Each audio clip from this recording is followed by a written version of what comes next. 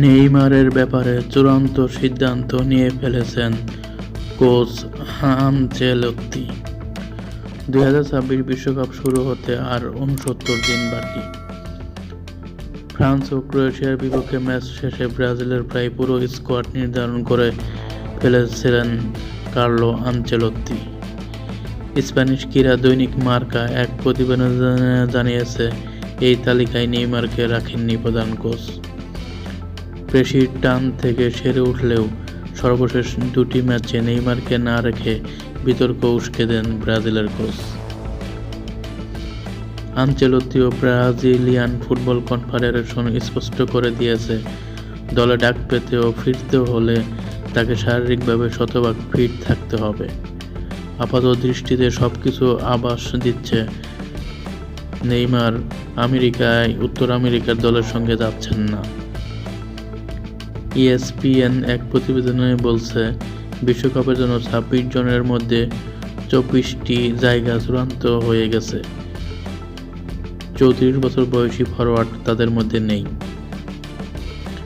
বর্তমান স্কোয়াড নিয়েই লড়াইয়ে নামার পরিকল্পনা আনচেলত্তির। বাকি দুটি জায়গার জন্য 3 জন লড়বেন, লুকাস পাকেতা, এনরিক ও ইগোর থিয়াগো।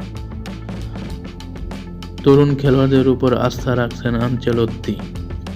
আন্তর্জাতিক মঞ্চে শুধুমাত্র একজন তারকার উপর নির্ভর না করে দলগত পারফরম্যান্স চান তিনি।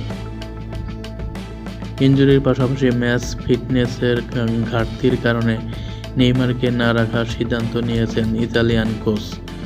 2023 সালের 17 অক্টোবর উরুগুয়ের বিপক্ষে হাঁটুর চোট পাওয়ার পর থেকে ব্রাজিলের জার্সিতে খেলেননি দেশের সর্বকালের শীর্ষ গোলদাতা।